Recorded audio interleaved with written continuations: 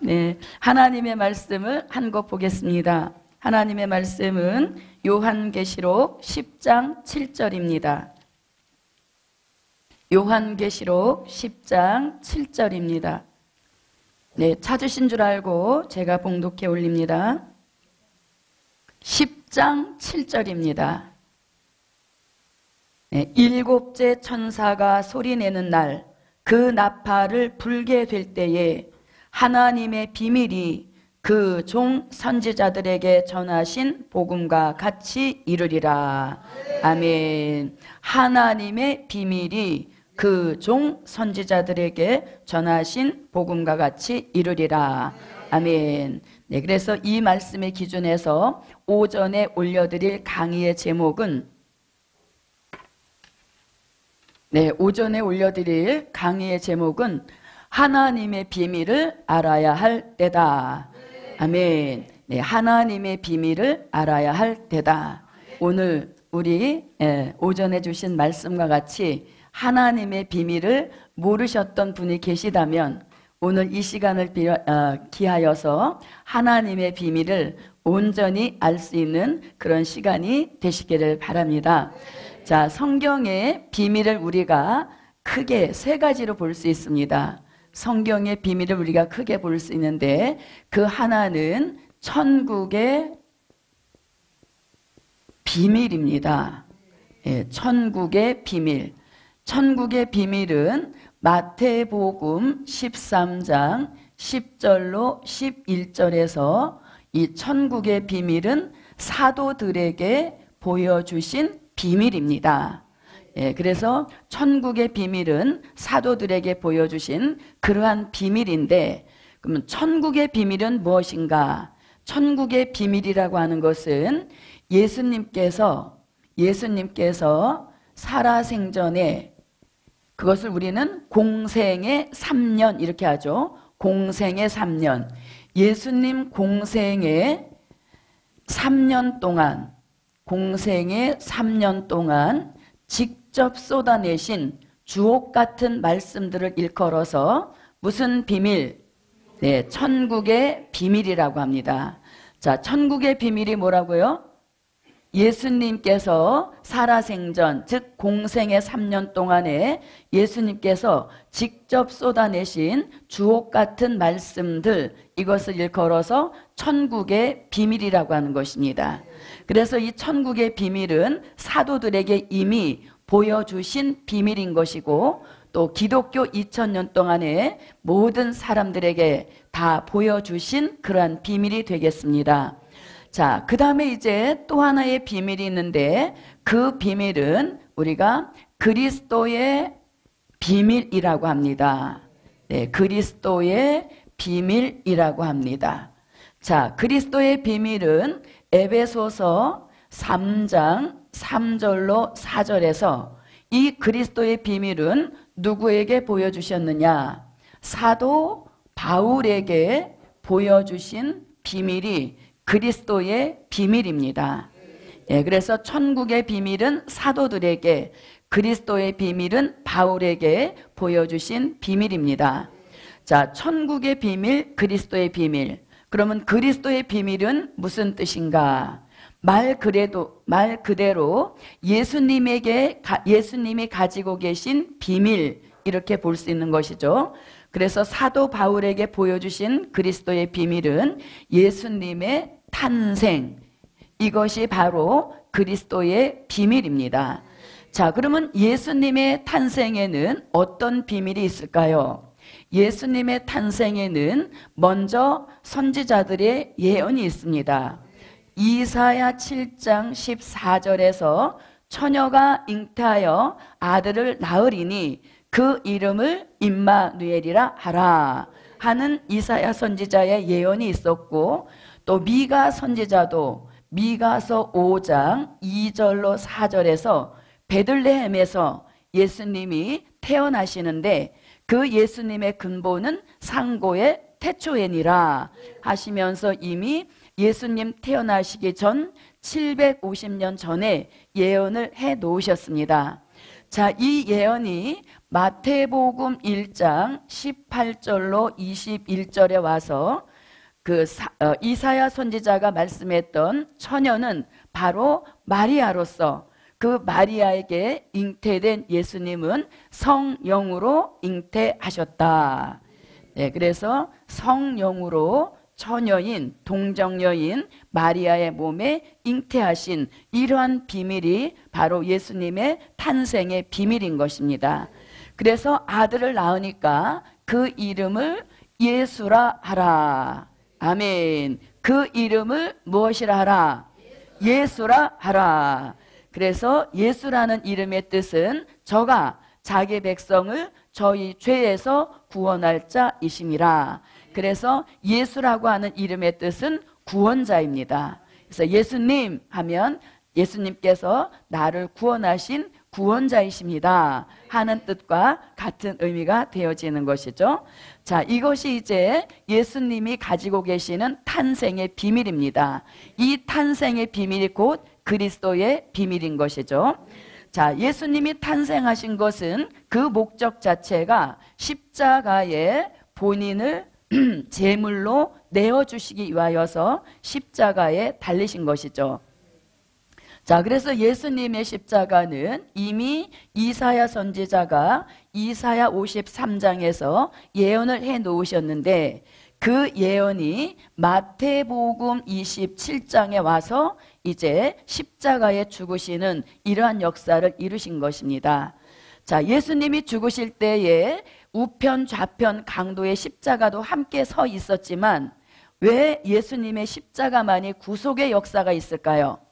그것은 바로 예수님의 탄생의 비밀이 있기 때문에 그 많은 십자가가 있었어도 예수님의 십자가에서만 구속의 역사를 이룰 수 있는 것입니다. 네, 그래서 우리는 예수님의 십자가로 말미암아 모든 죄에서 사함을 얻는 이런 역사를 받게 된 것이죠. 자, 예수님이 죽으신 것으로 끝이신 것이 아니라 예수님이 죽은 지 사흘 만에 다시 예수님은 부활하셨습니다. 아멘. 예수님이 부활하셨습니다. 그래서 예수님의 부활은 성도의 부활을 예표한 것으로서 저도 여러분도 죽음으로 끝나는 것이 아니라 이제 때가 되어지면 전능하신 방법으로 부활의 역사를 주시는 이것이 곧 예수님의 부활을 통하여 미리 보여주신 역사인 것입니다. 자, 이렇게 이제 부활의 기준을 우리가 마태복음 28장에 그 기준을 두는 것입니다. 자, 예수님이 부활하시고 40일 동안 모든 사람들에게 본인이 부활하신 역사를 보여주신 것입니다.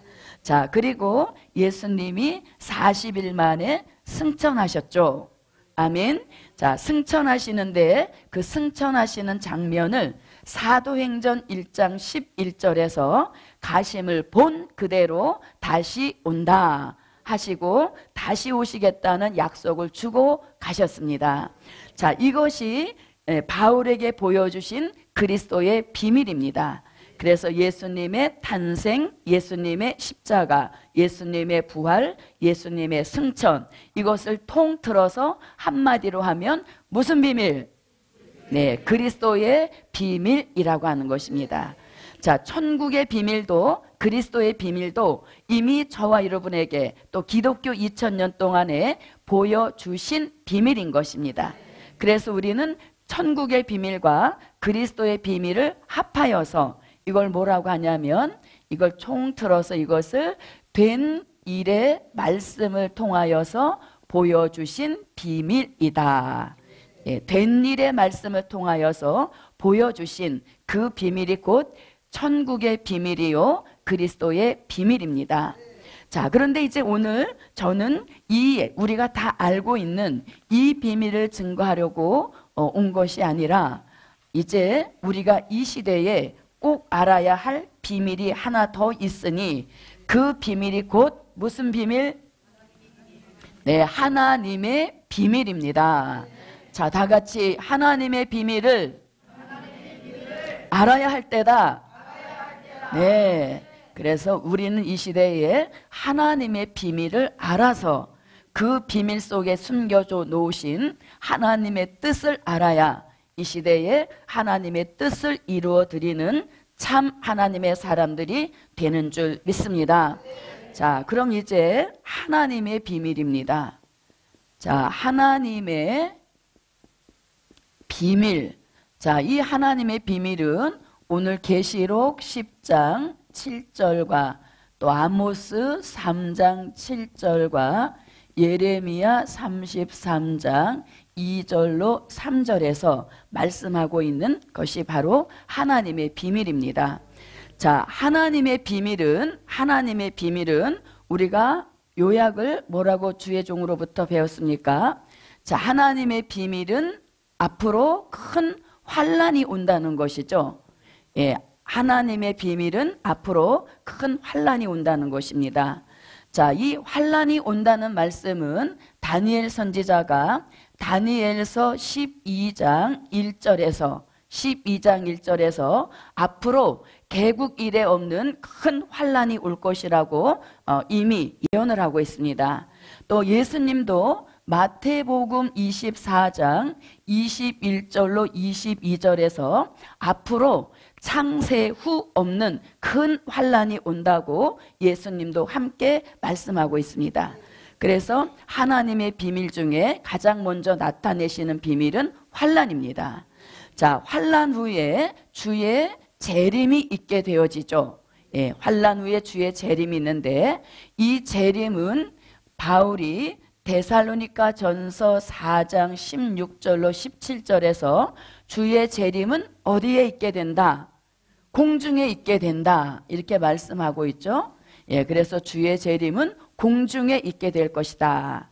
자, 바울은 이렇게 내다봤는데 바울이 이렇게 내다본 말씀이 요한계시록 11장 12절에 와서 성취됩니다. 그래서 이렇게 주의 재림을 공중에서 영접할 종들에게는 특별한 주의 음성이 들리는데 무슨 음성이 들리나요? 이리로 올라오라 하는 음성을 들은 종들만 그들이 구름을 타고 공중에 올라가서 공중에 오신 주의 재림을 영접하게 되는 것입니다. 자, 이 말씀을 요한계시록 12장 5절에서 다시 한번 반복하여서 말씀하고 있는 것입니다. 자, 이렇게 이제 환란, 재림, 이것이 바로 하나님의 비밀을 통하여 나타내 주시고 있는 앞으로 있게 될 일들인 것입니다.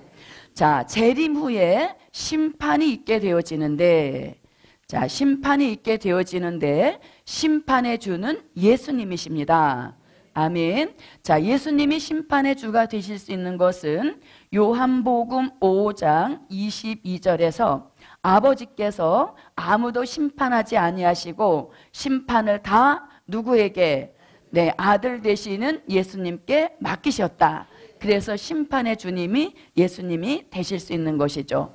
그 역사에 따라서 요한계시록 19장 11절로 13절에서 심판주 되시는 예수님께서 백마를 타시고 공의로 심판하며 싸우더라 하시면서 예수님의 심판은 공의로우신 심판이다. 그래서 그 공의로우신 심판 앞에 그 누구도 항의할 수 없는 그런 역사라는 것을 나타내주고 계시는 것이죠. 자, 심판으로 모든 것을 다 끝내시는 것이 아니라 심판을 하시는 목적은 새 시대를 이루기 위함입니다. 아멘. 그래서 심판의 목적은 새 시대를 이루시는데 그 새 시대를 이름하여서 예수님이 1000년 동안 왕노릇 한다 하여서 그 나라 이름을 천년왕국이라고 하는 겁니다. 아멘. 자, 이 천년왕국은 요한계시록 11장 15절 같이 7번째 나팔을 불게 되어지면 우리가 살고 있는 이 세상 나라가 우리 주와 그 그리스도의 나라가 되어서 그가 누가? 그리스도 그가 세세토록 왕노릇 하리라. 그래서 그 나라 이름을 천년왕국이라고도 하는 것입니다. 자, 이렇게 1000년 동안 이 세상 나라에 천년왕국이 지속되고 있다가 천년왕국이 끝이 나게 되어지면 하나님 보좌 앞에 우리가 들어가서 영원히 살게 될 무궁천국이 요한계시록 21장과 요한계시록 22장 같이 이루어지는 이것이 곧 무궁천국의 역사인 것입니다. 그래서 저도 여러분도 이 무궁천국, 이 무궁천국은 믿는 자가 들어가서 영원히 살게 될 우리들의 종착지. 아멘. 그래서 저도 여러분도 무궁천국까지 함께 갑시다. 네, 그래서 이렇게 하나님의 비밀은 앞으로 환란이 온다, 재림이 있다, 심판이 있다, 천년왕국, 무궁천국, 이런 것을 요약한 것이 바로 하나님의 비밀로서 이 시대에 우리가 꼭 알아야 할 비밀인 것입니다. 자, 하나님의 비밀을 우리는 한마디로 말하면 이것을 뭐라고? 될 일의 말씀이라고 하는 것입니다. 될 일의 말씀. 자, 그러면 하나님의 비밀을 잘 알고 싶으면, 하나님의 비밀을 잘 알고 싶으면 성경 어디를 봐야 되느냐? 이 하나님의 비밀을 잘 알기 원하면 선지서, 이사야를 시작하여서 말라기까지 이르는 총 16권의 선지서, 그리고 사도 요한이 기록한 요한계시록의 말씀을 통하여서 우리는 무슨 비밀을 알 수 있다?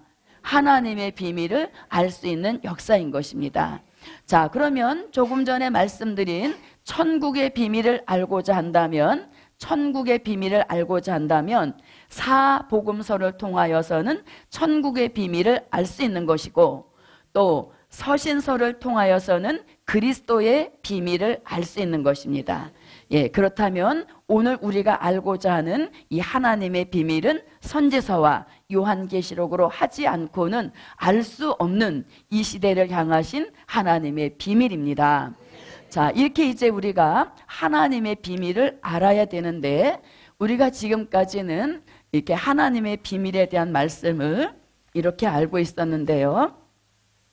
자, 이런 하나님의 비밀이 공개가 되어지면, 즉 마지막 때가 되어지면 영의 사람들 중에서, 영의 사람들 세계에서 세 가지 부류의 현상이 나타난다는 것입니다. 그래서 세 가지 부류의 현상이 나타나게 되어지는데, 그걸 조금 한번 말씀드려 볼게요. 자, 이렇게 하나님의 비밀이 공개되어지는 때가 되어지면 영의 사람들에게서 세 가지 반응이 나타난다는 것입니다. 그 첫째는 뭐냐 하면, 하나님의 비밀이 뭔지, 될 일이 뭔지 전혀 관심이 없이, 여호와가 하시고자 하시는 일에 대해서는 관심도 없이 무관심하게 아예 관심 없고 또 전혀 생각도 하지 않는 이러한 사람이 나오는가 하면, 자, 무관심한 상태로 에휴, 계시록이 뭐야, 그거 없어도 기독교 2000년 동안 기독교는 잘 굴러왔고 또 우리는 잘 먹고 잘 살고 왔다 하면서 하나님의 비밀, 요한계시록 이런 거 아무 의미 없다 하면서 무관심, 생각지도 않는 이런 부류의 사람들이 나온다는 것입니다. 그 말씀이 이사야 5장 8절로 12절에서 말씀하고 있습니다. 자, 그 다음에 또 한 부류의 사람이 나오는데, 자기 자신의 영적 영계가 한계에 부딪힌 것을 깨닫고, 야, 뭔가 이 시대에 좀 새로운 말씀, 내 영의 힘이 되어질 수 있는 그런 말씀이 없을까 하여 궁금하여서 이리저리 찾아다녀 보지만 찾지 못한 사람도 나온다, 이렇게 합니다. 예, 뭔가 새로운 말씀, 뭔가 새 역사가 필요하다 하는 것을 느껴서 그 무언가를 찾으려고 다니지만 찾지 못한, 결과적으로는 찾지 못한 사람이 나온다는 것입니다. 자, 그 말씀은 아모스 선지자가 아모스 8장 11절로 13절에서 여호와의 말씀을 듣지 못한 기근을 만나서 이 바다에서 저 바다까지, 북에서 동까지 비틀거림치며 찾아다니지만 찾지 못하여 다 갈아여 피곤하리라 하면서 찾지 못한 사람도 나온다는 것입니다. 자, 그런가 하면 세 번째 유형의 사람은 어떤 사람인가? 자, 하나님의 비밀을 알아야 할 때다. 어떤 시기적인 그런 것을 본인의 영이 느낀 것입니다. 그래서 뭔가 새로운 말씀이 없을까 하고 찾아다니다가 어떤 사람? 찾은 사람. 아멘. 찾은 사람. 자, 찾은 사람에 대한 말씀은 이사야 2장 2절로 3절과 미가서 4장 1절로 2절에서 찾은 사람도 나온다. 아멘. 자, 그러면 본인이 해당하는 곳에 아멘으로 한번 답해 봅시다. 자, 나는 하나님의 비밀이고 뭐고 그런 거 필요 없다. 예수 한 분이면 만족하다. 그래서 무관심하고 생각지도 않는다. 아멘. 네, 자, 그 다음에 나는 뭔가 새로운 말씀을 찾아서 내 영이 좀 힘을 받았으면 좋겠다 해서 찾아다녔지만 찾지 못한 사람. 아멘. 네, 자, 그 다음에 이 시대에 꼭 필요한 하나님의 비밀을 나는 찾았다. 아멘. 예, 그래서 오늘 혹시 하나님의 비밀을 못 찾은 그러한 분이라 할지라도 오늘 참석하여서 하나님의 비밀을 바로 아시고 우리 모두 함께 하나님의 뜻을 이루어 드리는 일에 함께 쓰임 받읍시다. 자, 그러면 우리가 지금까지는 하나님의 비밀을 환난, 재림, 심판, 천년왕국, 무궁천국 이렇게 알고 있었는데 오늘은 이 하나님의 비밀을 알아야 할 때다. 이걸 조금 다른 방향으로 한번 말씀을 드려보겠습니다. 자, 요한계시록은 1장부터 22장 전 장이 하나님의 비밀이 아주 꽉 찬 그렇게 기록된 말씀이 요한계시록이에요. 그래서 요한계시록에는 1장에 나타내신 하나님의 비밀, 2장에 나타내신 하나님의 비밀 하여서 쭉 1장부터 시작해서 22장까지가 전 장이 다 하나님의 비밀로만 기록된 말씀인 것입니다. 그래서 오늘은 하나님의 비밀을 조금 다른 각도에서 전해보고자 합니다. 자, 그러면 첫째 요한계시록 1장에 나타내 주신 하나님의 비밀. 네, 1장에 나타내 주신 하나님의 비밀. 자, 그러면 요한계시록 1장에 우리가 제목을 한번 정해 본다면 1장의 제목은 예수 그리스도의 예수 그리스도의 완전 계시. 네, 이것이 요한계시록 1장의 제목입니다. 예수 그리스도의 완전 계시. 자, 그런데 1장에도 하나님의 비밀이 정말 귀한 비밀들이 많이 기록이 되어져 있습니다. 먼저 요한계시록 1장 1절에 나타내신 하나님의 비밀을 보게 되어지면 자, 이 요한계시록은 자, 기록자 요한의 이름을 붙여서 요한계시록 이렇게 되었지만 사실적 내용으로 들어가 보면 예수 그리스도의 계시다 이런 뜻입니다. 예, 책 이름 자체는 기록자 사도 요한의 이름을 붙여서 요한계시록 이렇게 붙여졌지만 실질적 내용으로 들어가 보면 그 내용은 요한의 계시가 아니라 누구의 계시? 예수 그리스도의 계시라. 이것이 바로 요한계시록 1장 1절에서 나타내 주신 하나님의 비밀인 것입니다. 그런데 이 예수 그리스도의 계시는 된 일이 아니라 이 예수 그리스도의 계시는 반드시 속히 무슨 일이다? 될 일이다. 이렇게 딱 못 받고 계시록이 시작이 되는 겁니다.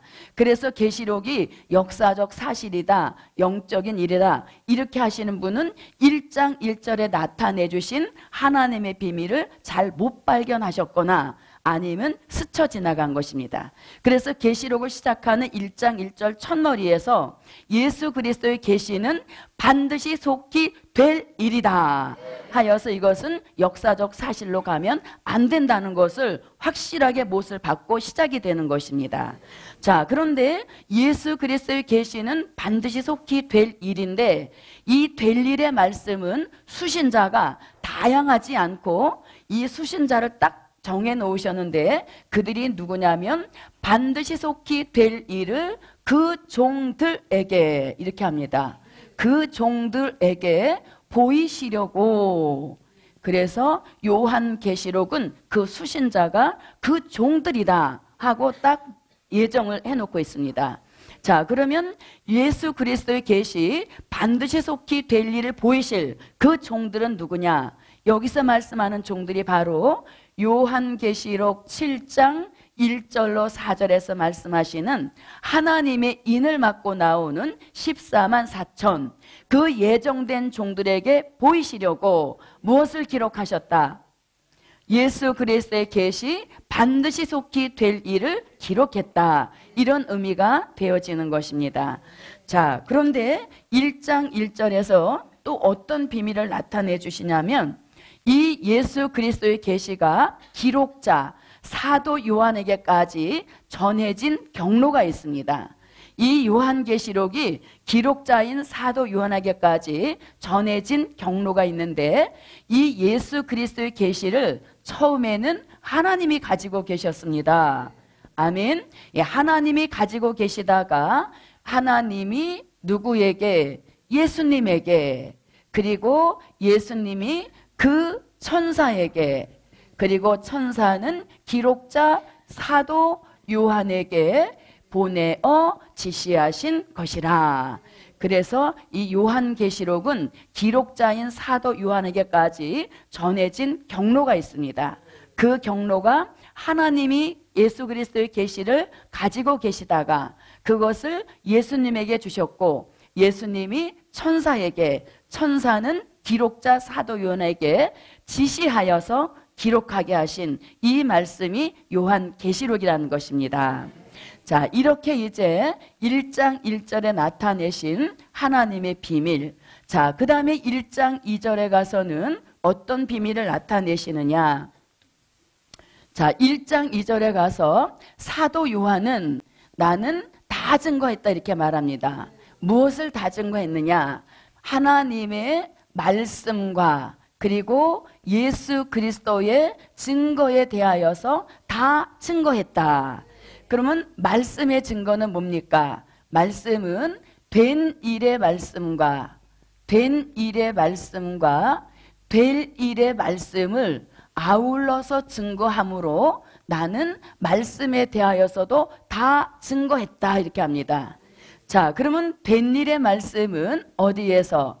요한복음과 요한 1서, 2서, 3서에서 기록함으로 된 일의 말씀을 증거한 것이고, 또 될 일의 말씀은 요한계시록을 통하여서 기록하게 하였으니 이것이 곧 뭐의 다 증거? 말씀의 다 증거인 것입니다. 자, 그 다음에 예수 그리스도의 증거도 다 증거했는데 예수 그리스도의 증거는 초림의 주를 증거하였고, 또 다시 오마 약속하신 재림의 주도 증거하였는데 초림의 주는 어디에서? 요한복음과 요한 1서, 2서, 3서를 통해서 초림의 주를 증거했습니다. 자, 초림의 주를 증거한 것 중에서 가장 대표적인 말씀을 들어보면 요한복음 1장 1절에서 태초에 말씀이 계시니라. 이 말씀이 하나님과 함께 계셨으니 이 말씀은 곧 하나님이시라 하시면서 예수님이 태초에 말씀으로 하나님과 함께 계셨는데 그 말씀이 바로 요한복음 1장 14절 같이 육신이 되셔서 이 땅에 오셨으니 이분이 곧 초림의 주로 오신 분이다 하는 것을 사도 요한이 증거한 것입니다.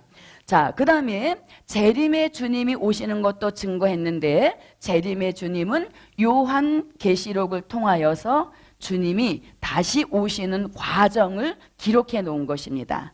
자, 그래서 이렇게 사도 요한은 나는 말씀에 대하여서도 다 증거하였고 예수 그리스도에 대하여서도 다 증거하였다. 그러므로 더 이상 증거할 것이 없으므로 계시록 22장 20절에 가서 아멘 주 예수여 오시옵소서 하면서 이 계시록을 끝을 냄과 동시에 성경 66권을 마무리 짓는 이런 역사가 사도 요한을 통하여 이루신 축복인 것입니다.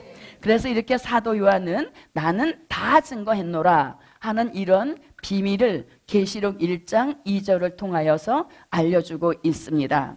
자, 그 다음에 요한계시록 1장 3절에서는 어떤 비밀을 나타내주고 계시냐면, 자, 이 예언의 말씀, 즉 요한계시록의 말씀은 우리에게 복을 주시는 책이다.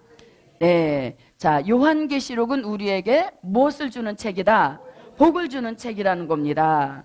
자, 이렇게 복을 주는 책임에도 불구하고 많은 사람들은 금기의 책으로 알고 덮어놓고 있다는 것입니다.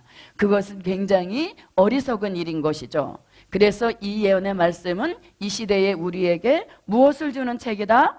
복을 주는 책이라는 겁니다. 자, 그런데 가만히 있어도 복을 주시는 것이 아니라 뭘 해야지 복을 주겠죠. 자, 이 예언의 말씀은 읽기만 하여도 복이다.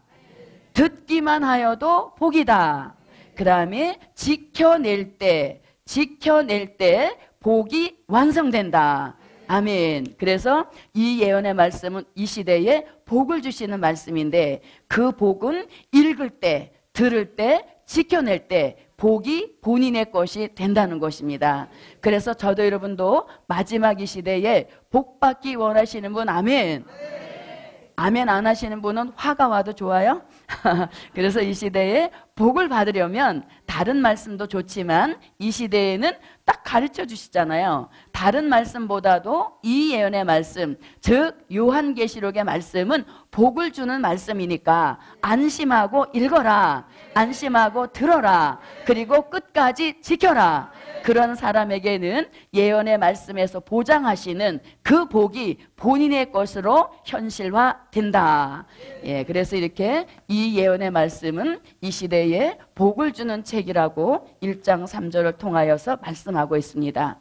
자, 그러면 이 예언의 말씀은 복을 주시는 말씀인데, 자, 그 다음에 1장 4절에 가서, 계시록 1장 4절에 가서 나타내신 하나님의 비밀이 있는데, 사도 요한은 이제 7교회에 편지를 쓰기 위해서 하고 있는데 1장 4절에서 뭐라 그러냐면, 전에도 계시고 이제도 계시고 장차 오실 이와 이렇게 말합니다. 장차 오실 이. 장차 오실 이는 곧 누굽니까? 재림의 주를 가리키는 역사인 것이죠. 예, 장차 오실 이라고 하는 것은 재림의 주님을 말하는 것인데, 이 장차 오실 주님은 보혜사 성령의 역사라기보다는 7영의 역사로 전하여진다 하면서 1장 4절에서 장차 오실 재림의 주와 그 보좌 앞에 7영 하면서 다시 오실 재림의 주님은 7영의 완전한 역사로 전하게 하신다, 이렇게 말씀하고 있는 겁니다. 자, 그 다음에 5절과 6절에서는 아까 1장 3절에서 이 예언의 말씀을 읽고 듣고 지키는 자가 복이 있다 그랬잖아요. 그 복을 1장에서 찾아본다면 1장 5절로 6절에서 땅에 무엇이 되게 하신다? 임금들이 되게 하신다. 누구에게? 이 예언의 말씀을 읽고 듣고 지킨 종들에게 복이 있다 이렇게 했는데, 그 복을 1장에서만 찾아보게 되어지면 이렇게 읽고 듣고 지킨 종들을 땅에 임금들이 되게 하시는 복을 주신다. 그리고 뿐만 아니라 환난 풍파가 심한 이 시대에 무엇을 주신다? 은혜와 그 다음에 평강이 충만하게 하신다. 예, 그래서 이 예언의 말씀을 읽고 듣고 지키는 자들에게는 은혜가 떨어지지 않도록 은혜를 보장해 주시고, 환난 풍파가 많은 이 시대에 환난이 깨어지지 않도록 평강을 주신다. 그러므로 저도 여러분도 이 시대에 복을 주시는 예언의 말씀을 부지런히 읽읍시다, 들읍시다, 지켜냅시다. 자, 이렇게 이제 쭉 내려가서 사도 요한이 계시록 1장 10절에서 반모섬의 사도 요한에게 성령의 큰 감동을 주십니다. 아멘 하신 분은 오늘 성령의 감동, 네, 성령의 큰 감동에 사로잡히면서 어떤 역사를 받게 되냐면 자신의 뒤에서 큰 나팔 소리 같은 음성을 듣게 되는 겁니다. 아, 이 음성이 누구의 음성이지? 알아보려고 하여 돌이킬 때에 7 금초대 사이에 서신 예수님을 보게 됩니다. 예수님과 만남이 이루어지는 겁니다. 그런데 밤모섬에 자기 자신을 찾아오신 예수님의 모습을 보니까 그 머리와 털의 희기는 흰 양털 같고 그 눈은 불꽃 같고 그 입에서는 좌우에 날선 검이 나오고 또 발에 끌리는 옷을 입고 가슴에 금띠를 띠고 그 오른손에 7 별을 붙잡고 7 금초대 사이에 서신 예수님과의 만남이 이루어집니다. 아멘. 그래서 혹시 우리 중에 목회도 잘 안 되고 사업도 잘 안 되고 가정도 잘 안 꾸려지고 이렇게 주님이 밤모섬을 형성해 놓으신 분이 있다면 그 밤모섬의 생활이 곧 주님과의 만남을 추천해 주시는 그런 역사인 것입니다. 그래서 사도 요한도 성령의 감동 속에, 성령의 큰 감동 속에 주님과의 만남이 이루어지면서 자신을 왜 밤모섬에 갖다 놓았는지 그 이유를 깨닫게 되는 것입니다.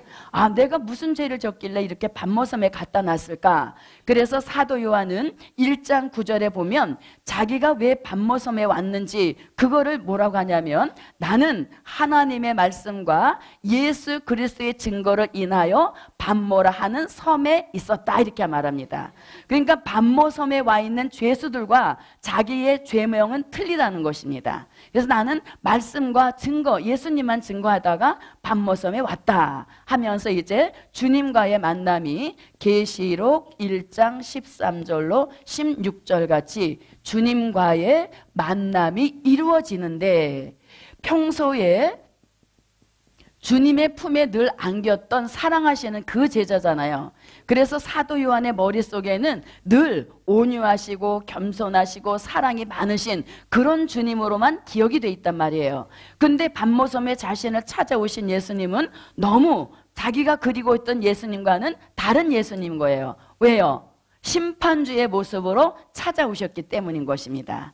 그래서 이렇게 사도 요한과 주님과의 만남이 이루어지면서 이 사도 요한에게 큰 사명을 주시는데 그 사명이 뭐냐면 계시록 1장 20절에서 내 오른손에 7 별의 비밀과 7 금초대 이 비밀을 기록하라 하는 기록하는 사명을 받게 되는 것입니다. 그래서 사도 요한은 별의 비밀과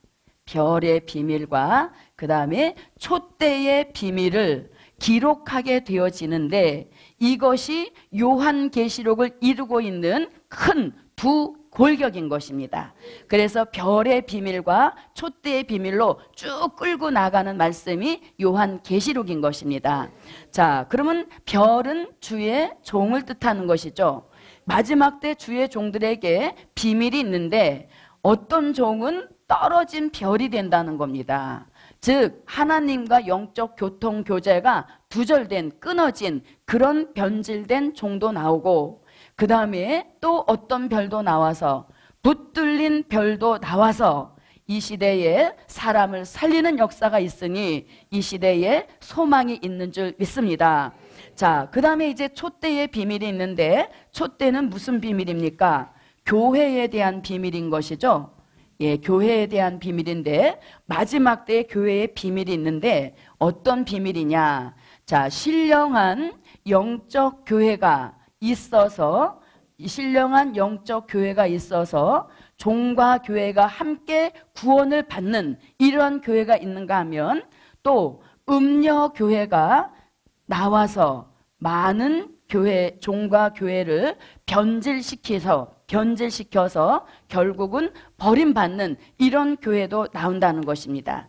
이것이 이제 사도 요한이 지시 속에 기록한 요한계시록 1장에 나타난 하나님의 비밀인 것입니다. 아멘. 자, 이렇게 이제 1장의 비밀을 대충 말씀드리고요. 이제 계시록 2장과 3장에 나타내신 하나님의 비밀을 알아보도록 하겠습니다.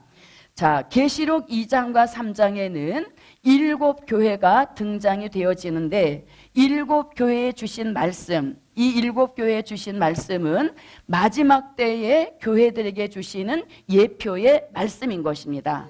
아울러서 7교회에 주신 그 말씀은 저와 여러분의 심령 속에 이루어야 할 심령 성전을 이루게 하시는 말씀이 되는 것입니다.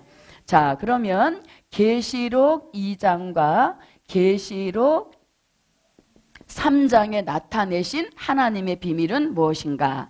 자, 계시록 2장과 3장에 말씀의 제목을 붙여본다면 이것은 촛대의 비밀과 그 다음에 별의 비밀, 이렇게 2장과 3장의 제목을 잡아볼 수 있습니다. 자, 계시록 2장과 3장에 7교회가 나오게 되어지는데 7교회 중에서 책망받은 교회가 5교회인 것이고, 그 다음에 권면받은 교회가 2교회이고, 그 다음에 칭찬받은 교회가 1교회입니다. 자, 그러면 이 시대에 교회들이 칭찬받는 교회가 더 많다는 얘기인가요? 아니면 책망받는 교회가 더 많다는 얘기인가요? 예, 책망받는 교회가 훨씬 더 많다는 것을 예표로 보여주신 말씀인 것입니다.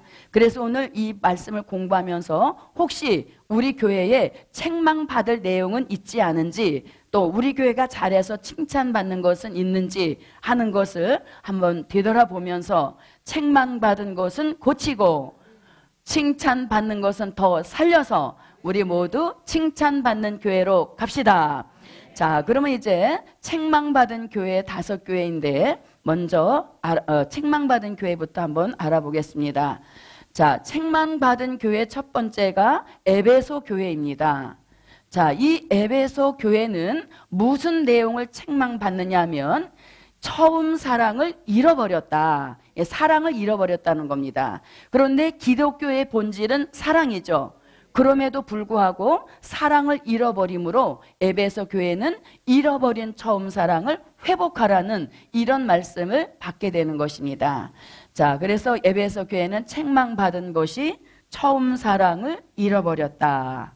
예, 처음 사랑을 잃어버렸다는 것입니다.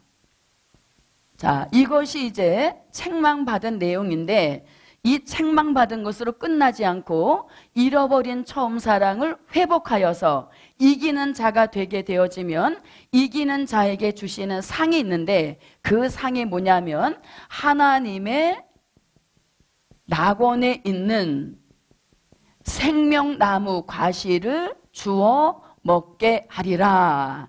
네, 그래서 이렇게 에베소 교회에 책망을 해놓고 그걸로 끝이신 것이 아니라 책망받은 것을 고쳐서 이기는 자가 되어지면 그에 상당한 상을 주신다는 겁니다. 그래서 에베소 교회는 무슨 상을 주셨다고요? 하나님의 낙원에 있는 생명나무의 과실을 주어 먹게 하리라. 예, 그래서 하나님의 낙원에 있는 생명나무 과실은 곧 뭘 가리킵니까? 무궁천국까지 들어가게 하시는 복을 주신다. 이런 뜻이 되어지는 것이죠. 자, 그 다음에 이제 두 번째 책망받은 교회를 우리가 버가모 교회로 봅니다. 자, 버가모 교회는 책망받은 것이 3가지나 됩니다. 무슨 내용을 책망받았냐면 이제 발람과 그 다음에 발락과 그 다음에 니골라라고 하는 사람을 중심으로 해서 당을 지었는데 이 3가지 비진리를 받아들였다는 거예요. 그래서 이것을 책망받은 것입니다. 자, 발람은 뭡니까? 하나님의 사람이 말씀만을 쫓아가야 되는데 무엇을 쫓아감으로? 물질을 쫓아감으로 훗날 물질에 미친 선지자라고 하는 오명을 남기게 되는 것입니다. 자, 그 다음에 발락의 교훈도 받아들였는데 발락은 뭐냐? 자신이 가지고 있는 물질을 가지고 하나님의 사람을 이리저리 자기 뜻대로 움직이려 하는 것, 이것이 곧 발락의 교훈인 것입니다. 그러니까 돈이 없는 하나님의 사람은 무슨 교훈을 조심해야 되고 발람의 교훈을 주의해야 하고 혹시 우리 중에 물질을 가지고 있다면 발락의 교훈을 주의하여서 우리는 책망받는 교회로 가서는 안 되겠죠. 자, 그 다음에 니골라라고 하는 사람을 중심으로 해서 당을 형성하여서 하나님의 사람을 대적함으로 이 교회가 책망을 받은 것입니다. 자, 이러한 책망을 받았어도 이 책망을 고쳐서 이기는 자가 되어지면 주시는 상이 있습니다. 그 상이 뭐냐면, 자, 내가 감추었던 만나를 줄 것이며, 아멘. 감추었던 만나를 줄 것이며, 또 흰 돌을 줄 터인데 그 돌 위에 새 이름을 기록한 것이 있으니 받는 자 밖에는 알 사람이 없느니라 하면서, 자, 보세요. 책망받은 내용이 세 가지니까 고쳐서 이기는 자가 되니까 주시는 상도 세 가지이죠. 예, 그래서 감추었던 만나를 주고 흰 돌을 줄 터인데 그 돌 위에 새 이름을 기록한 것이 있으니 받는 자 밖에는 알 사람이 없다. 자, 이것이 이제 책망받은 두 번째 버가모 교회에게 주신 말씀이 되겠습니다. 자, 그 다음에 이제 세 번째 교회도 책망받은 교회로 두아디라 교회입니다. 두아디라 교회. 자, 두아디라 교회는 책망받은 내용이 무엇이냐면 자칭 선지 이세벨을 용납한 것입니다. 자, 자칭 선지 누구요? 네, 자칭 선지 이세벨을 용납한 것, 이것이 책망받은 내용이라는 것입니다. 자, 그러면 여기서 자칭 선지 이세벨이라고 하는 것은 오늘날로 보면 이것이 음녀교회라는 것입니다. 그럼 이 음녀교회를 배척해야 돼요? 받아들여야 돼요? 배척해야 되는 것이잖아요. 이 음녀교회는 아까 교회 비밀 중에서 변질된 교회, 잘못 믿은 교회로서 결국은 심판의 대상이 되는 교회라 그랬잖아요. 그럼에도 불구하고 두아디라 교회는 분별을 하지 못해서 자칭 선지 이세벨을 용납했다는 것입니다. 그래서 이렇게 자칭 선지 이세벨을 용납했는데 이 이세벨을 이겨서 이기는 자가 되면 주시는 축복이 있는데 그것이 뭐냐면 만국을 다스리는 권세를 주시는데, 아멘. 자, 만국을 다스리는 권세를 주시는데 그 권세를 이름하여서 철장의 권세 이렇게 하는 겁니다. 철장의 권세를 주리니 저가 철장을 가지고 질그릇 깨트리는 것과 같이 하리라 하면서 철장 권세의 위력을 나타내주고 계십니다. 자, 이 철장의 권세를 가지고 질그릇 깨트린 것과 같이 하리라 이렇게 말씀하는데 먼저는 자기 자신에게 깨트려야 할 것을 이 역사를 통해서 저도 여러분도 먼저 깨트리시고 그날에 가서 철장의 권세를 가지고 악인을 질그릇 깨트린 것과 같이 하는 그런 역사가 함께 하시기를 바랍니다. 자, 철장의 권세만 주시는 것이 아니라 내가 또 그에게 새벽 별을 주리라. 아멘. 새벽 별을 주리라 하서 이제 책망받은 두아디라 교회에 대한 말씀입니다. 자, 그 다음에 또 책망받은 교회가 4대 교회입니다. 4대 교회. 이 4대 교회는 책망받은 내용이 아주 행실이 못됐다. 그래서 그걸 일컬어서 못된 행실을 하고 있구나 하는 책망을 받은 겁니다. 그럼 여기서 못된 행실이라고 하는 것은 도덕적, 윤리적 못된 행실을 가리키는 것이 아니라 여기서 못된 행실은 비진리와 타협한 그런 행실을 못된 행실이라고 하는 것입니다. 그래서 이제 4대 교회가 책망을 받고 정신을 차려서, 정신 차리실 분 아무도 아니에요. 이미 정신 차리신 거죠? 예, 그래서 책망을 받고 못된 행실을 고쳐서 이기는 자가 되어지면 주시는 상이 있습니다.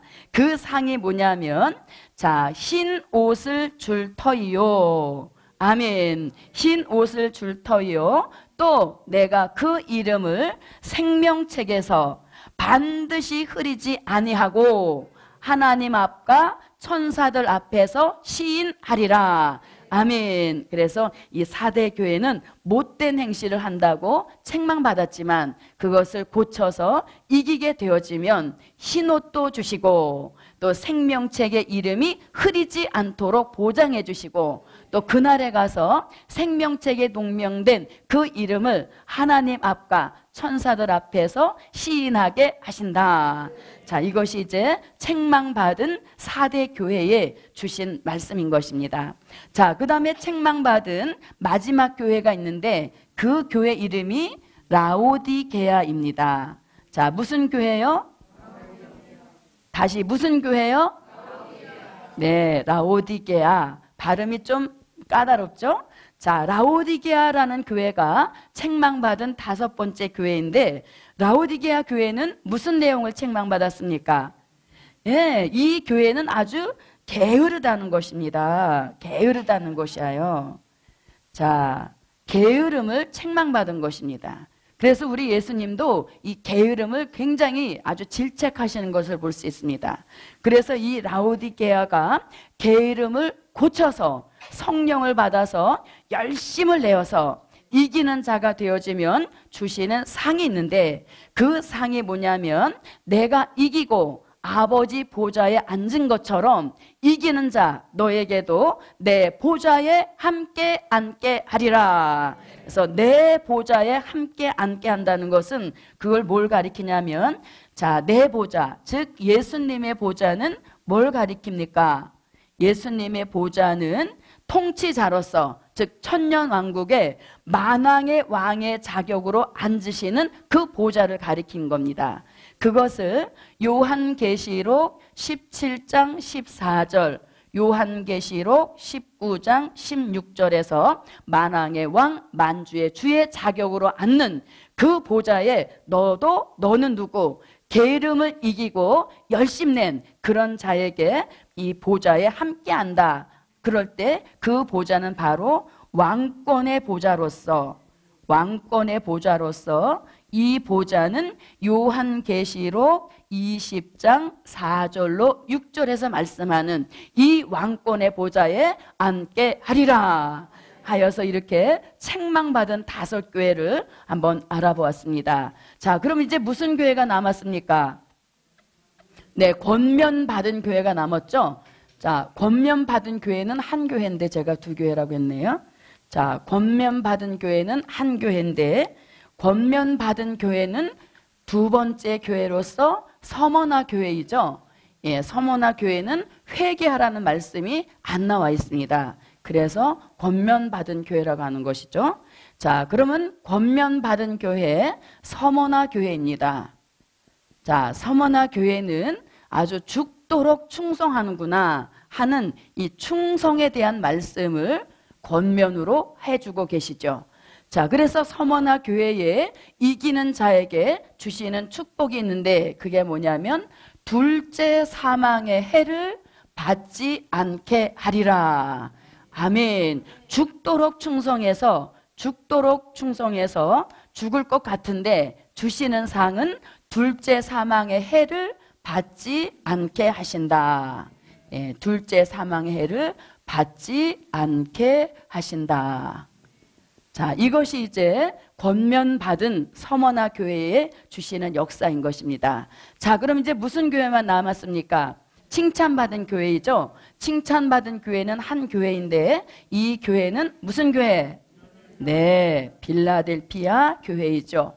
자, 빌라델피아 교회가 7교회 중에서 아주 유일하게 칭찬받은 한 교회인데 이 교회에 칭찬받은 내용은 굉장히 소박합니다. 예, 주님이 칭찬하셔서 아주 굉장한 것을 칭찬할 줄 알았는데 굉장히 소박한 내용이에요. 그게 뭐냐면 적은 능력 가지고도 이렇게 말합니다. 적은 능력. 예, 우리 중에 나는 적은 능력밖에 없어요. 이렇게 표현하실 분은 아무도 없죠. 누구라도 다 무슨 능력? 큰 능력 이렇게 하잖아요. 큰 능력. 예, 그런데 칭찬받은 내용이 큰 능력 가지고 네가 큰 역사 일으켰다. 이걸 칭찬하시는 것이 아니라 너에게 있는 능력, 그 능력이 적은 능력이지만 그 적은 능력을 가지고 내 말을 지키며 네, 내 말을 지키며. 여기서 내 말을 지킨다는 것은 계시록 1장 3절에서 이 예언의 말씀을 읽고 듣고 지킨 그 역사를 가리키는 겁니다. 그래서 적은 능력이지만 그 능력을 가지고 내가 준 예언의 말씀을 끝까지 지키는구나. 그리고 또 하나는 내 이름을 배반치 아니하였노라. 이것이 칭찬받은 내용인 것입니다. 그래서 저도 여러분도 혹시 우리가 큰 능력 가지고 뭐 귀신을 쫓아내고 병든 자를 고치고 예언하고 통변하고 이런 것 하지 못한다 할지라도 내게 주신 능력이 있단 말입니다. 그 능력이 적은 능력이라 할지라도 두 가지만 하면 저도 여러분도 무엇 받는다? 칭찬받는다. 그럼 두 가지 할 일이 뭐라고요? 내 말, 예언의 말씀을 잘 지키고 또 예수 이름을 끝까지 배반치 않으면 그것이 곧 칭찬받을 일이다. 여러분, 큰 능력 좋아하지 마십시오. 왜냐하면 큰 능력 받은 자들의 최후가 얼마나 비참한지 아십니까? 그 말씀이 어디 나옵니까? 마태복음 7장 21절로 23절 말씀에 보면 큰 능력 행한 자들에 대한 예예요. 그런데 그날에 가서 예수님이 뭐라고? 나는 너를 도무지 모르노라 부인하신다는 겁니다. 그래서 우리가 이 시대에 큰 능력 갖고 괜히 막 폼 잡다가 그날에 가서 주님 앞에 모른다 하는 이런 엄청난 그야말로 사형 선고 아니겠어요? 예, 그런 일 당하지 말고 무슨 능력이라도 적은 능력이라도 그 능력 가지고 이 시대에 정말 구원의 길을 보장해 주시는 예언의 말씀을 지키자. 영원한 그 이름 예수의 이름을 배반치 말자. 그것이면 칭찬받을 만한 충분한 내용이 된다는 것입니다. 자, 이렇게 이제 2장과 3장에 나타나신 하나님의 비밀을 이 정도 하고요. 자, 그 다음에 이제 요한계시록 4장에 나타내신 하나님의 비밀입니다. 자, 계시록 4장에 나타내 주신 하나님의 비밀. 네, 계시록 4장에 나타내 주신 하나님의 비밀. 자, 계시록 4장에 나타내 주신 비밀은 어떤 건가? 자, 4장의 말씀을 우리가 제목을 붙여본다면 영광 돌리는 하늘 교회 조직. 네, 이것이 이제 계시록 4장의 제목입니다.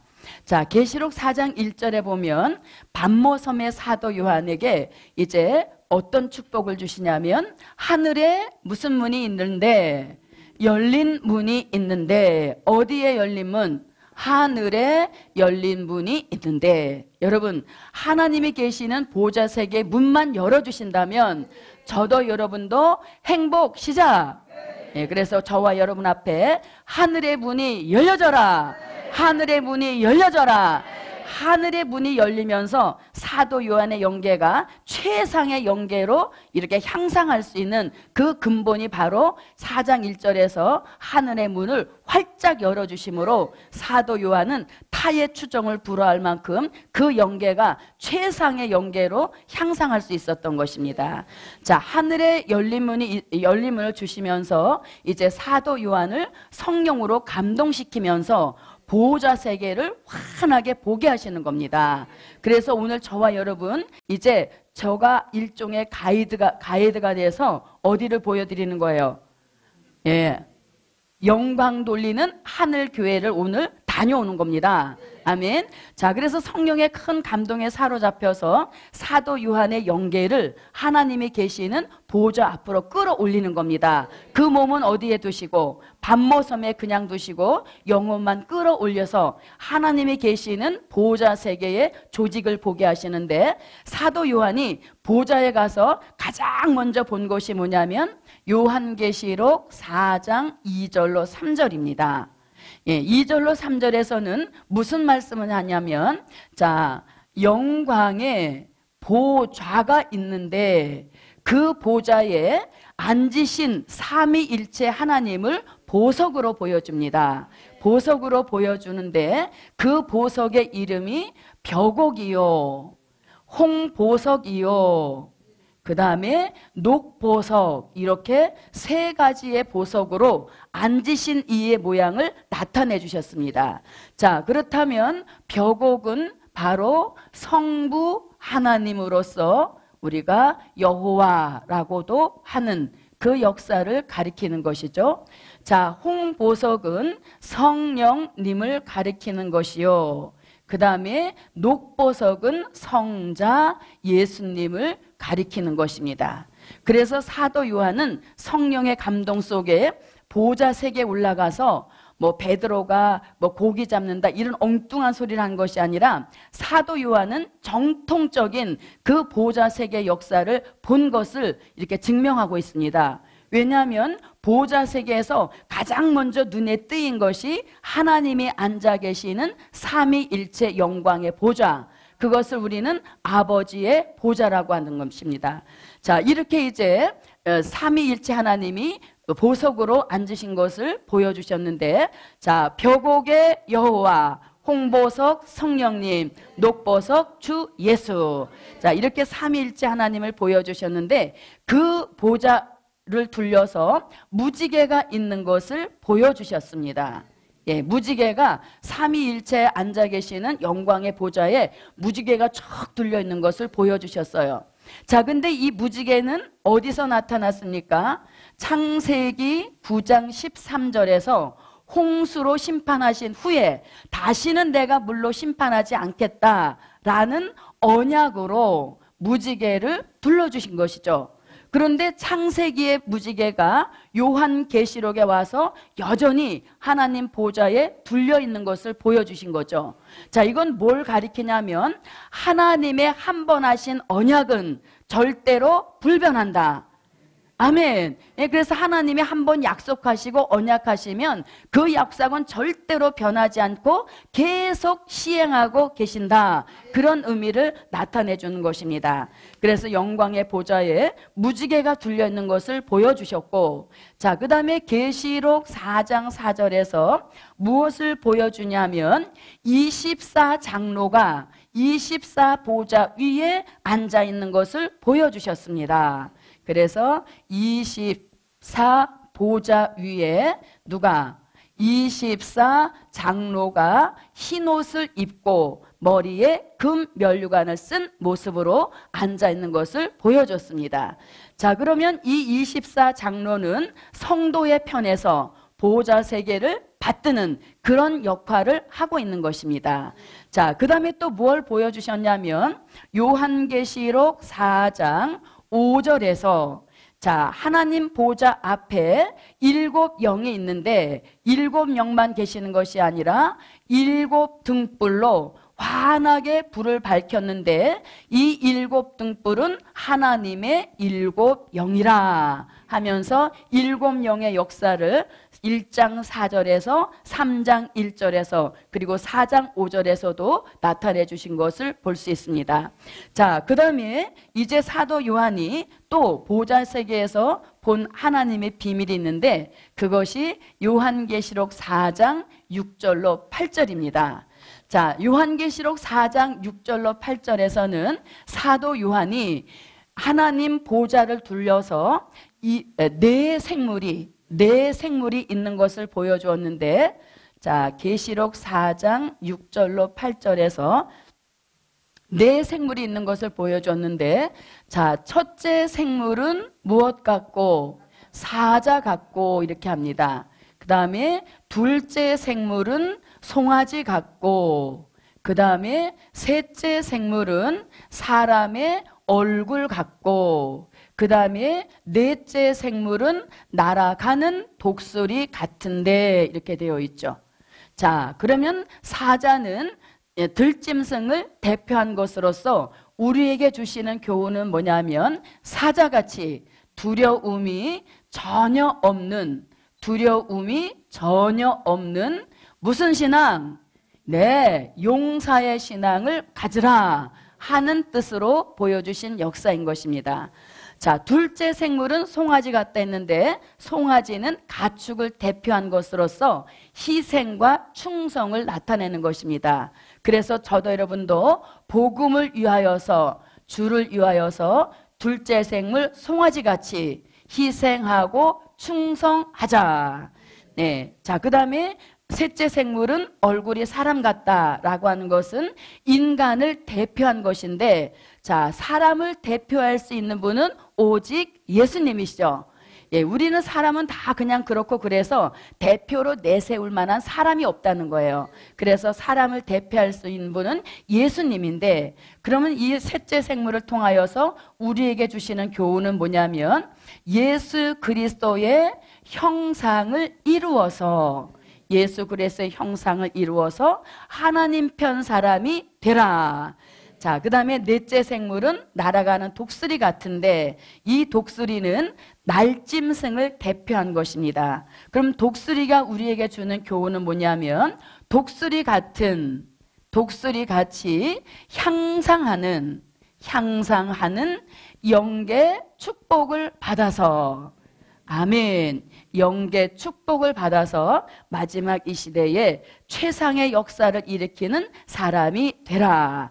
자, 그래서 아까 24 보좌에 앉아있는 24 장로는 성도를 대표한 그런 입장에서 보좌 세계를 받들었다면, 오늘 내 생물은 하나님 편에서 보호자 세계를 받드는 역사인 것입니다.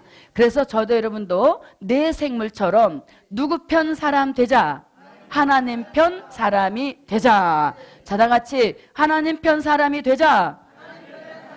네, 그래서 첫째 생물 사자같이 두려움이 없는 용사의 신앙을 가지고 하나님 편 사람이 되자. 송아지같이 희생하고 충성하여 하나님 편의 사람이 되자. 셋째, 얼굴이 사람 같다. 예수 그리스도의 형상을 이루고 하나님 편 사람이 되자. 그리고 독수리같이 향상하는 영계 축복을 받아서 하나님 편 사람이 됩시다. 자, 이것이 이제 계시록 4장에 나타내 주신 하나님의 비밀입니다. 제가 오늘 이 어디까지 갈 것이다 하는 예상을 갖고 나왔거든요. 그래서 빨리빨리 가야 되거든요. 자, 그럼 이제 계시록 5장입니다. 자, 계시록 5장에 나타내 주신 하나님의 비밀. 자, 그럼 계시록 5장의 제목은 심판의 권세를 받으시는 예수님. 아멘. 네. 심판의 권세를 받으시는 예수님. 자, 그럼 이제 5장에는 어떤 비밀을 나타내시는가? 자, 계시록 5장 1절에 보니까 보호자에 앉으신 이가 있는데 그 앉으신 이의 오른손에 책이 있는데, 보호자에 앉으신 이의 오른손에 책이 있는데 안팎으로 썼고 그 다음에 7인으로 봉하였더라, 이렇게 합니다. 안팎으로 썼고 7인으로 봉하였더라. 그럼 이 봉함했다는 것은 이미 다니엘서 12장 4절과 다니엘서 12장 9절로 10절에서 마지막 때까지만 간수하고 봉함하라, 이렇게 말씀하고 있죠. 자, 그래서 봉함의 시작은 이미 다니엘 시대부터 있었다는 것입니다. 자, 이렇게 보좌에 앉으시니 오른손에 책이 있는데, 자, 아까 여기서 뭐라고? 마지막 때까지만 간수하고 봉함하라 그랬죠. 그런데 요한계시록 22장 10절에 보니까 이제는 때가 가까우므로 더 이상 임봉하지 마라. 그래서 임봉하지 마라는 것은 무슨 뜻? 개봉하라는 뜻이죠.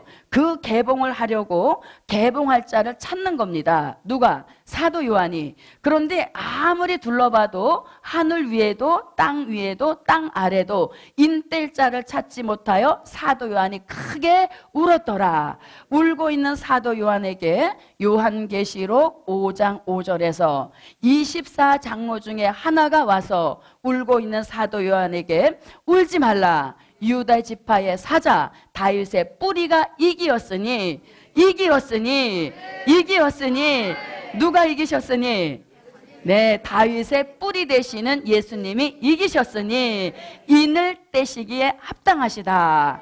그래서 이제 인을 떼시기 위하여서 요한계시록 5장 7절에서 어린 양 예수님이 보좌에 앉으신 이 오른손에 책을 취하셔서 요한계시록 6장 1절부터 첫째 인을 떼시는 이런 역사가 시작이 되는 겁니다. 자, 그런데 이렇게 이제 인을 떼는 역사 속에 어떠한 일이 또 공개가 되어지냐면 요한계시록 5장 10절을 한번 보겠습니다. 요한계시록 5장 10절. 자, 저도 좀 쉬고 여러분도 자 5장 10절을 찾아서 읽어주시기 바랍니다.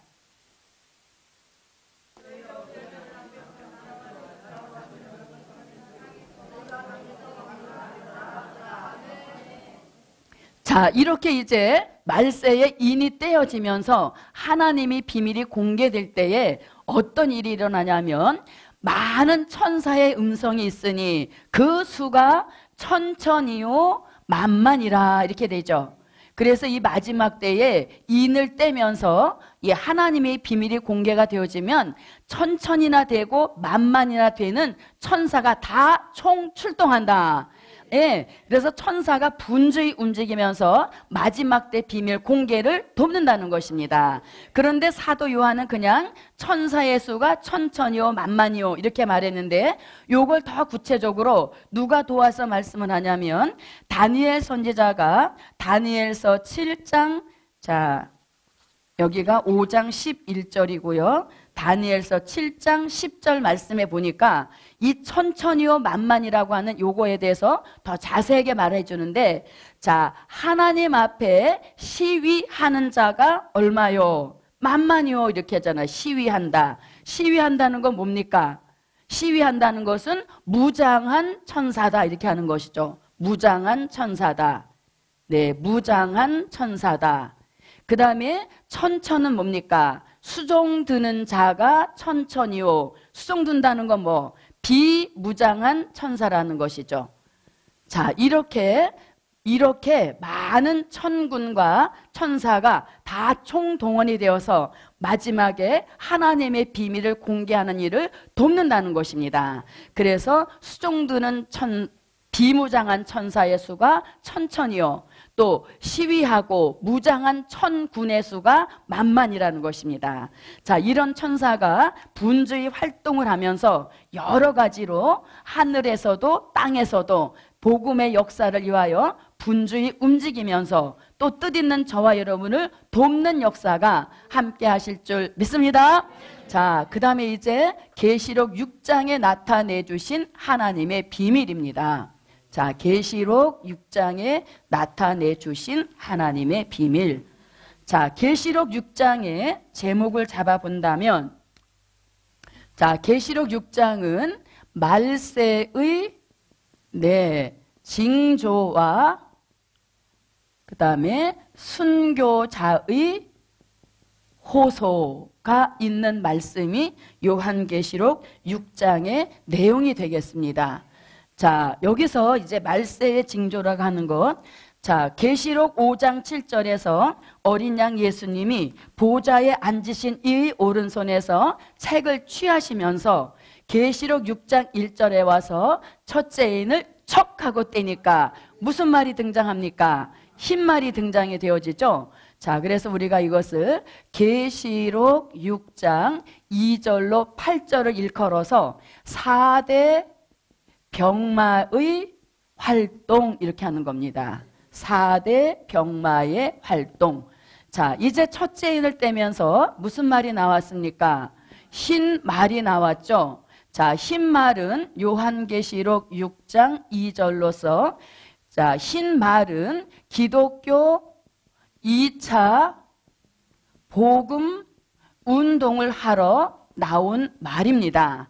자, 6장 2절에서 기독교 2차 복음 운동을 활발하게 펼쳐서 그 운동의 결과가 어떻게 되어지냐면 요한계시록 19장 11절로 15절에서 백마 타신 예수님이 완전 승리를 이루심으로 복음의 이 기독교 2차 복음의 승리를 주시는 역사인 것입니다. 아멘. 그것을 일컬어서 우리가 백마의 승리, 백마의 승리라고 하는 겁니다. 그 백마의 승리의 결과로 계시록 20장 같은 천년 왕국이 이 지구 땅에 이루어지는 역사인 것입니다.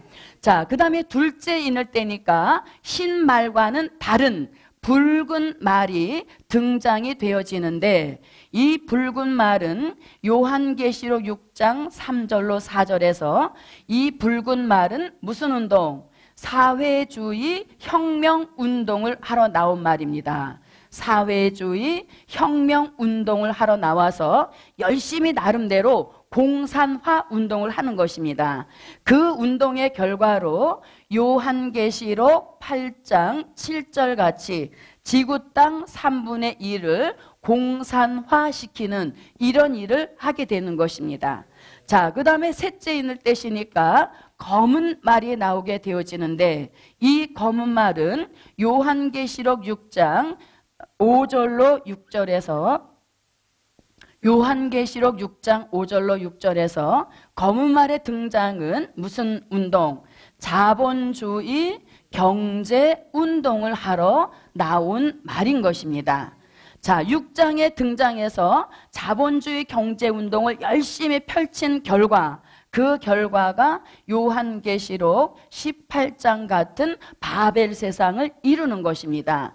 그래서 바벨 세상은 결국 심판을 받게 되어지는 것이죠. 자, 그 다음에 마지막 네 번째 말, 넷째 인을 떼시니까 무슨 말? 청황색 말이 등장이 되어지죠. 자, 청황색 말, 이것은 요한계시록 6장 7절로 8절에서 청황색 말은 무슨 운동을 합니까? 계율주의 정책 운동을 하러 나온 말인 것입니다.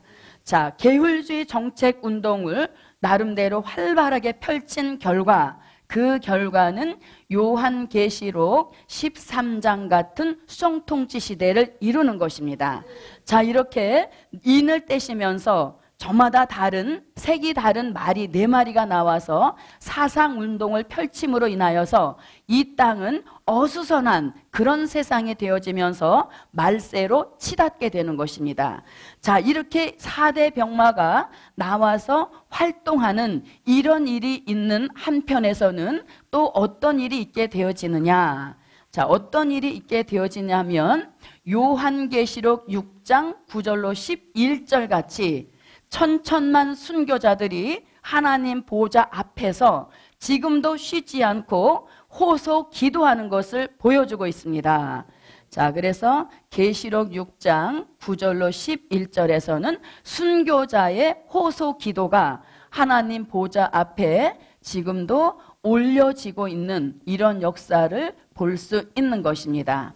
자, 요걸 조금 더 세분화해 보면 계시록 6장 9절은 순교자에 대한 정의입니다. 이렇게 죽은 사람이 순교자다. 어떻게? 하나님의 말씀과 저희의 가진 증거를 인하여 목배임을 받았다. 즉 복음을 전하는 현장에서 타살을 당했을 때 그 사람들이 순교자라는 것입니다. 그래서 뭐 질려 풍토병으로 죽었다 뭐 이런 사람들을 순교자의 반열에 올리지 말라는 것입니다. 그럼 누가 기분 나빠해요? 네, 그래서 우리는 요 순교자의 정의를 바로 알아야 되죠. 자, 그 다음에 계시록 6장 10절에서는 순교자들이 기도하고 있는 제목을 말씀합니다. 무슨 기도를 하냐면 땅에 있는 자들을 다 심판하여서 우리가 억울하게 흘린 핏값을 갚아 주십시오. 이런 기도를 하는 것입니다. 자, 순교자의 수가 얼마나 많은지 천천만 순교자 이렇게 합니다. 그렇게 많은 순교자가 기도를 하고 있지만 제목은 다 통일이 되었어요. 딱 2가지로. 왜 통일이 될까요? 죽은 원인이 똑같잖아요. 뭐 때문에? 복음과 주를 위하여 죽은 원인이 똑같기 때문에 기도의 제목도 단출하게 2가지로 통일이 된 것입니다. 자, 이렇게 기도를 하니까 그 기도의 응답이 계시록 6장 11절에서 응답이 내려지는데 뭐라고? 자직 잠시 동안 쉬되 저희 동무종들도 너희처럼 죽임을 받아 그 수가 차기까지 좀 더 기도하라. 이러한 응답을 받게 되는 것이죠. 그래서 계시록 6장 11절 말씀에 의하면 기독교 역사상 마지막으로 순교자와 같이 복음을 전하는 현장에서 목배임을 받을 자들이 나올 것이다. 그런데 그 순교자들의 수는 이미 예정됐다. 그래서 그 수가 차기까지 좀 더 기도하라. 이러한 응답을 받게 되는 것입니다. 자, 이제 이렇게 6장에서 순교자의 응답이 이루어지면서 계시록 7장에 어떤 비밀이 나타나는가? 자, 계시록 7장에 나타내 주신 하나님의 비밀입니다. 자, 계시록 7장의 제목을 잡아보면 종된 자의 구원과 그 다음에 백성 될 자의 구원입니다. 네, 백성 될 자의 구원. 자, 그럼 여기서 종이라 함은 요한계시록 7장 1절로 4절 같이 하나님의 인을 맡고 나오는 14만 4천을 일컬어서 이 시대에 하나님이 쓰시는 종이다, 이렇게 하는 것입니다. 자, 이 14만 4천이 종이 됐다고 인정해 주시는 표가 있는데 그 표를 일컬어서 하나님의 인, 이렇게 하는 겁니다. 자, 성령의 인과 할례의 인은 인을 치는 장소가 제한되어 있지 않지만 하나님의 인 치는 장소는 제한되어 있죠. 어디에서? 해 돋는 곳에서부터 올라와서 인을 친다, 이렇게 됐죠. 해 돋는 곳. 자, 이 해 돋는 곳을 선지자들은 뭐라고 표현하고 있냐면 동방, 이렇게 표현합니다. 그래서 하나님의 인을 치는 역사는 서방이 아니란 겁니다. 동방에서 인을 치게 된다는 겁니다. 그래서 이사야 선지자가 이사야 24장 14절로 16절에서 동방이면서도 바닷가이면서도 땅끝인 곳에서 마지막 복음 역사가 일어난다. 그리고 이사야 46장 10절로 11절에서 종말에 하실 일을 처음부터 고해 놓았지만 아직 이루지 않고 남겨놓으신 일이 있는데 그 일을 이루기 위하여서 내가 독수리와 같은 종을 부르는데, 이사야 선지자 즉 이스라엘에서 봤을 때 동방이면서도 아주 멀리 있는 먼 나라에서 하나님의 모략 속에 독수리와 같은 종이 나온다. 자, 그 다음에 또 이사야 선지자가 이사야 41장 8절부터 11절에서 8절로 9절에서 뭐라고 말하냐면 마지막 때 쓰여질 종을 내가 부르는데 동방이면서 땅끝이면서 땅 모퉁이가 된 곳에서 내가 종을 부를 것이라 하면서 마지막에 쓰실 종들에게 치시는 하나님의 인을 치는 역사는 사도 요한의 표현에 의하면 해 돋는 곳이고 선지자들의 표현에 의하면 동방이라고 하는 것입니다. 자, 이렇게 이제 이 종들은 어떤 역사 속에, 자, 이렇게 이제 종들이 수가 예정이 되어 있는데 이스라엘 12지파 중에서 곱하기 12,000씩 한 지파당 12,000씩 나와서 하나님의 인을 맡고 나오니 그 수가 14만 4천이라는 것입니다. 자, 그러면 이들은 어떻게 구원을 받게 되는가? 14만 4천이 나오는 뜻이 있는데 이들은 주의 재림 전 3년 반 동안 전 세계로 나가서 주의 재림을 외치게 되니 그것을 이름하여서 다시 예언이라고 하는 것입니다. 그래서 다시 예언을 전 3년 반 동안 하게 되다가 마치기 전 3일 반 동안 죽임을 당하게 되어지니 그 죽임을 당한다는 것이 곧 계시록 6장 11절에서 순교자가 기도했던 응답을 이루는 역사인 겁니다. 아멘. 그런 역사 속에 쓰러져 죽어 있다가 3일 반이 딱 차게 되어지면 시체 속에 하나님의 생기가 들어가서 자기 발로 일어선과 동시에 이리로 올라오라 하는 음성을 듣고 구름을 타고 올라가니 이것이 곧 종된 자의 구원인 것입니다. 그래서 종된 자들은 결국 들림받아 구원받는 역사인 것입니다. 자, 그러면 백성 될 자의 구원이다 할 때 여기서 백성이라는 의미는 장차 천년 왕국에 들어가서 백성이 될 것이기 때문에 백성 될 자 이렇게 하는 것입니다. 자, 이들은 하나님의 입맞은 종들이 다시 예언을 외칠 때에 그 외침에 회개하고 어린 양의 피에 그 옷을 씻어 희게하고 나와서 종들의 인도를 따라서 예비처를 가게 되어지는데, 이때 나오는 수가 얼마나 많은지 사람의 계수 방법으로는 능히 셀 수 없다는 것입니다. 그래서 그들을 일컬어서 흰 옷 입은 큰 무리 이렇게 하는 겁니다. 흰 옷 입은 큰 무리가 종들의 인도를 따라서 예비처를 거쳐서, 자, 예비처는 어디? 계시록 12장 6절과 13절로 16절.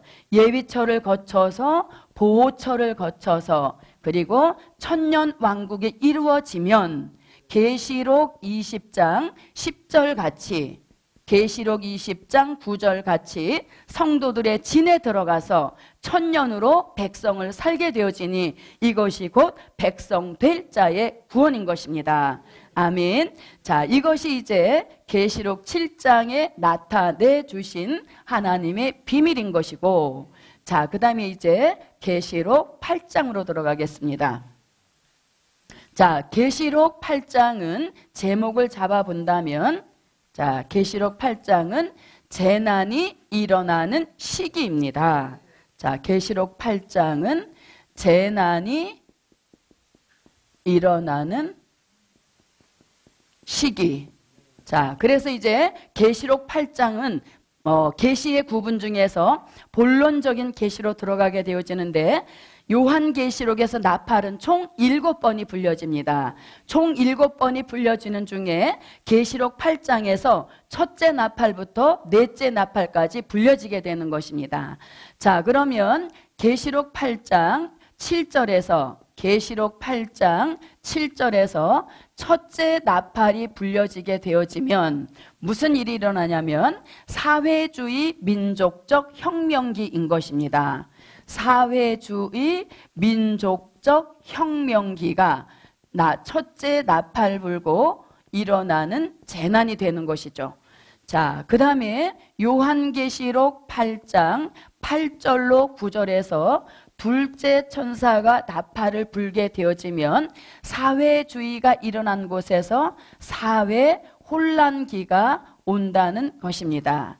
자, 그 다음에 계시록 8장 10절로 11절에서 셋째 천사가 셋째 나팔을 불게 되어지면 교회에 혼란기가 오게 되어지는데, 자, 셋째 천사가 나팔을 불면 교회에 혼란기가 온다는 겁니다. 그러면서 발생되는 게 뭐예요? 떨어진 별이 나온다는 겁니다. 어디에 떨어진 별? 강과 물샘에 떨어진 별이 나와서 쑥과 쑥물을 내므로 많은 사람들을 영적으로 죽게 만드는 이러한 일이 셋째 나팔 불면서 교회 혼란기 속에 나타나는 재난이라는 것입니다. 자, 그 다음에 요한계시록 8장 12절에 들어가게 되면 넷째 천사가 넷째 나팔을 불게 되면 악의 발전기가 되는 것입니다. 악의 발전기. 그러니까 해도 달도 별도 다 어두워지면서 믿는 사람이 더 못됐어 라고 하는 말이 나오는 악의 발전기가 넷째 나팔 불고 일어나는 역사인 것입니다. 자, 이렇게 이제 넷째 나팔을 불게 되어지고, 그 다음에 요한계시록 8장 13절에서 날아가는 독수리가 외치기를 땅에 있는 자들에게 화가 있으리로다 하여서 이걸 말씀을 뭐라고? 3대 화에 대한 말씀인 것입니다. 자, 요한계시록은 복을 주는 책인데 어떤 사람에게는 읽고 듣고 지키는 자에게는 복을 주지만 읽지도 않고 듣지도 않고 더더욱 지키지도 않는 자들에게는 화가 닥칠 수도 있다라는 양면성을 가진 말씀이라는 것입니다. 자, 그러면 3대 화는, 첫째 화는 뭡니까? 첫째 화는 계시록 9장 1절로 6절에서 황충이로부터 오는 것이 첫째 화인 것이고, 둘째 화는 요한계시록 9장 13절로 19절 같이 중동에서 일어나는 전쟁으로 오는 화라는 것입니다. 또 셋째 화는 계시록 16장 같이 산자를 심판하실 때 그 심판하시는 방법이 하나님의 진노가 가득히 담긴 대접 7개를 차례로 쏟으면서 진행되는 역사, 이것이 곧 무슨 화? 셋째 화라는 것입니다. 곧 산자의 심판이 셋째 화에 속하게 된다는 것입니다. 자, 이런 3대 화가 온다 할지라도 저와 여러분은 7장에서 이미 무슨 보장을 받았습니까? 종된 자의 구원을 보장받았으므로 3대 화와는 상관없음. 아멘. 우린 종이 되어서 올라가는 역사 속에 이런 3대 화에 피해받지 않는 역사를 주실 줄 믿습니다. 자, 이렇게 해서 이제 8장에 나타내신 하나님의 비밀인 것이고, 자, 이제 9절로 들어갑니다. 9장으로 들어갑니다. 자, 요한계시록 9장에 나타나신 하나님의 비밀입니다. 자, 계시록 9장의 제목을 잡아본다면 환난 중에 푸른 신앙, 이것이 계시록 9장의 제목이라고 볼 수 있습니다. 자, 그러면 계시록 9장에서는 하나님의 비밀을 무엇으로 나타냈는가? 자, 요한계시록 9장 1절로 2절에 보니까 다섯째 천사가 나팔을 불매 땅에 떨어진 별이 나온다, 이렇게 말합니다. 땅에 떨어진 별이 나오는데 계시록 9장 1절로 2절에서는 땅에 떨어진 별이 나온다, 이렇게만 말했는데 왜 별이 땅에 떨어지게 되었는지 그 원인에 대해서는 요한계시록 12장 3절로 4절에서 용이 그 꼬리를 가지고 하늘별 3분의 1을 끌어다가 땅에 던짐으로 인하여서 땅에 떨어진 별이 나온다는 겁니다. 여러분, 별은 누구라 그랬어요? 주의 종이라 그랬죠. 마지막 때 주의 종들의 영적 상태가 어떠하다는 것을 너무 잘 나타내 주시는 말씀입니다. 자, 주의 종이 영적인 분별이 없어서 용, 옛뱀, 마귀, 사단, 그 사단이 꼬리를 가지고 하늘별 3분의 1을 끌어다가 땅에 던짐으로 땅에 떨어진 별이 나오게 됐다는 것입니다. 그래서 저와 여러분은 이런 비밀을 알고 있기 때문에 저와 여러분은 절대로 떨어진 별이 되지 말고 무슨 별이 되어서 네, 붙들린 별이 되어서 사람을 살리는 이 시대의 참목자로 나섭시다. 네, 그래서 이제 땅에 떨어진 별이 나오게 되는데, 자, 땅에 떨어진 별이 빈손으로 나온 것이 아니라 무슨 열쇠? 무저갱의 열쇠를 가지고 나와서 무저갱을 여니까 큰 난제 2가지가 생깁니다. 그게 뭐냐면, 하나는 무저갱으로부터 풀무의 연기 같은 연기가 올라오는데 이 연기로 인하여서 해와 공기가 다 어두워지더라, 이렇게 하죠. 어두워진다 하여서 이걸 이름하여서 영적 흑암이라고 하는 것입니다. 영적 흑암. 그래서 다섯째 나팔 불면 흑암 시대로 들어가게 되는 것이죠. 그래서 우리가 이것을 흑암의 시대라고 하는 겁니다. 자, 그러면 우리가 살고 있는 이 시대가 흑암 시대가 되었다는 것을 마태복음 25장 5절로 6절에서 밤중이 되매, 이렇게 합니다. 밤중이 되매. 밤이라고 하는 것이 무슨 영적인 깜깜한 밤을 가리키는 것이죠. 자, 그 다음에 이사야 선지자도 이사야 60장 2절에서 보라, 어두움이 땅을 덮을 것이며 캄캄함이 만민을 가리운다. 이러한 흑암의 시대가 올 것을 이사야 선지자도 말씀하고 있는 것입니다. 자, 이렇게 해서 이제 다 어두워져서 많은 사람들이 안일하고 태만하고 게으른 주의 재림과는 상관도 없이 사는 그런 시대가 된다는 것입니다. 자, 연기만 올라온 것이 아니라 무엇도 같이 올라와요. 황충이라고 하는 요 인물도 올라오는데 황충이는 그 정체가 이사야 33장 4절과 예레미야 51장 4절에 보니까 예레미야 51장 14절 말씀에 보니까 악하고 독한 사람을 일컬어서 황충이라고 하는 것입니다. 그래서 황충이가 나와서 땅의 사람을 괴롭히는데 그 괴롭힘이 얼마나 심한지 죽기를 구한다는 것입니다. 죽기를 구하지만 죽음이 저희를 피하여 가는 사망이 동결된 이런 시기가 시작이 되어진다는 것입니다. 자, 이렇게 황충이가 나와서 주의 재림 전 5개월 동안 극도로 역사하니 이것을 일컬어서 5개월 환란 또는 첫째 화 이렇게 말하는 것입니다. 자, 황충이가 나와서 역사해도 이 예언의 말씀을 읽고 듣고 지킨 자들에게는 복이 있다 하셨사오니 그 복이 바로 황충이에게 피해받지 않게 하시는 복인 줄 믿습니다. 자, 이렇게 이제 황충이가 나와서 역사하는 이런 것이 9장에 나타내 주신 비밀인 것이고, 자, 그 다음에 요한계시록 9장 4절 말씀에 보니까 뭐라고? 땅에 풀이나 푸른 것이나 각종 수목은 해하지 말고, 그래서 환난 중에 푸른 신앙이 되는 것이죠. 그리고 하나님의 입맞지 아니한 사람들만 해하라. 하나님의 입맞은 종들에게는 황충이에 피해받지 않게 하신다.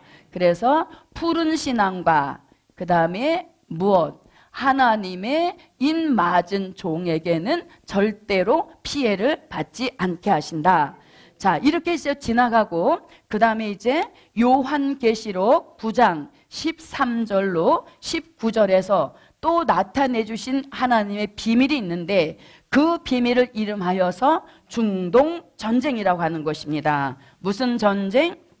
네, 요한계시록 9장 13절로 19절에서 여섯째 천사가 나팔을 불게 되면 유브라데 강가에서 전쟁이 일어나는데 그 전쟁을 이름하여서 중동전쟁 또는 세계 제3차 대전쟁이라고 하는 것입니다. 자, 이 중동전쟁은 남방왕 자본주의 종주국 미국과 북방왕 공산주의 종주국 러시아가 붙는 전쟁인 것입니다. 그런데 이 전쟁은 하나님 보좌 앞에 이미 그 년, 월, 일, 시까지 다 예정되어 있다는 것입니다. 그 예정된 시가 이르게 되어지면 남방왕 즉 미국이 먼저 선제 공격을 해 들어오게 되어지면 북방왕이 장마물처럼 회리바람처럼 마주와서 이제 중동 지방을 초토화시키고 홍해를 건너서 애굽, 구스, 리비아까지 이런 큰 전쟁을 일으키는 역사가 있다는 것이 계시록 9장 13절로 19절의 내용이 되겠습니다. 자, 이렇게 이제 중동 전쟁이 일어나므로 지구 땅 3분의 1이 죽임을 당하게 되는 것입니다. 자, 이 중동 전쟁에서 사용되어지는 무기를 일컬어서 불과 연기와 유황이라고 하는데 그것을 오늘날로 말하면 화, 생, 방의 무기가 사용되어지니 핵폭탄, 세균탄, 가스탄 모든 무기가 총동원이 되어져서 3차 대전쟁을 이루게 된다는 것입니다. 이 전쟁은 이미 승패가 예정이 되어 있어서 북방왕의 승리함으로 인하여서 이 지구 땅에는 평화가 오는 것이 아니라 오히려 계시록 13장 같은 수정통치 시대를 이루게 되는 것입니다. 자, 이것이 이제 요한계시록 9장에 나타난 하나님의 비밀입니다. 자, 그 다음에 이제 10장으로 들어가겠습니다. 요한계시록 10장. 자, 요한계시록 10장의 제목은 하나님의 비밀, 작은 책, 이것이 요한계시록 10장의 제목입니다. 자, 작은 책이라고 하는 것은 요한계시록의 다른 이름을 작은 책이라고 하는 것입니다. 그런데 이 작은 책은 요한계시록 10장 8절로 10절 말씀에 보니까 이 작은 책은 어떤 책이다? 이 작은 책을 가지라 이렇게 하죠. 가지라, 가졌더니 먹어라. 먹었더니 외치라. 네, 이것이 작은 책을 주시는 목적인 것입니다. 자, 작은 책을 가지라 한 것은 요한계시록에 기록된 말씀들을 자기 소유화라는 것입니다. 그러니까 말씀이 완전히 자기 것으로 무장될 만큼 이 말씀을 계속적으로 공부하고 무장하라는 것이죠. 자, 그 다음에 먹으라 하는 것은 작은 책이 이 시대 우리의 영이 먹어야 할 영의 양식이라는 것입니다. 어디까지 먹어야 되느냐? 에스겔 선지자가 에스겔서 3장 1절로 3절에서 네 배의 창자에 채우라 이렇게 말하죠. 배와 창자에 채우라. 그러니까 하나님이 이 작은 책을 공부하는 사람들에게 영적 창고를 주셨는데, 말씀을 저장할 영적 창고를 주셨는데, 그 영적 창고가 저 멀리 있는 어떤 건물이 아니라 자신 속에 있는 배, 자신 속에 있는 창자가 곧 영적 창고라는 것입니다. 그래서 작은 책을 자꾸 먹되 무엇같이 먹자? 꿀같이 먹어서 아구까지 채우는 이런 역사가 일어나게 되면 그 다음 단계가 외쳐라. 외쳐라. 어디에? 나라와 백성과 방언과 임금에게 외쳐라. 그 외치는 역사가 계시록 10장 11절에 다시 예언인 것입니다. 아멘. 자, 다 같이 작은 책을 가지라. 먹어라. 외쳐라. 예, 그래서 우리는 어디까지 가자? 외치는 단계까지 나가야 하는 것입니다. 작은 책을 깨닫게 하신 목적은 곧 외치는 종의 축복을 주시기 위한 것입니다. 외치기 위하여서는 책을 자기 것으로 가져야 된다는 것이죠. 한 절 한 절의 말씀을 자기가 다 정확하게 외워서 무장하여서 증거할 수 있을 정도의 말씀을 외치라는 것입니다. 자, 그래서 계시록 10장 11절에서 작은 책을 꿀같이 먹었더니 배에서는 쓰게 되어지는데, 그 쓰게 되는 것을 견디지 못하고 작은 책을 내어버리게 되면 다시 예언의 축복을 못 받는 것입니다. 그래서 작은 책을 먹을 때 꿀 같다면 그 꿀 같은 맛이 계속 유지가 되어서 쓰게 되는 맛을 못 느껴야 된다는 것입니다. 그러니까 작은 책의 맛의 그 당도가 떨어지지 않아야 쓴맛을 못 느낀다는 얘기인 것이죠. 그런 종에게 나라와 백성과 방언과 임금에게 다시 예언하여야 하리라 하더라. 아멘. 자, 이렇게 이제 다시 예언한다는 것까지만 했고, 그 다음에 이제 요한계시록 11장에 나타내신 하나님의 비밀입니다. 자, 제가 목적을 11장까지 했거든요. 식사 시간이 늦어져도 갈 겁니다. 자, 그래서 이제 11장에 나타내 주신 하나님의 비밀입니다.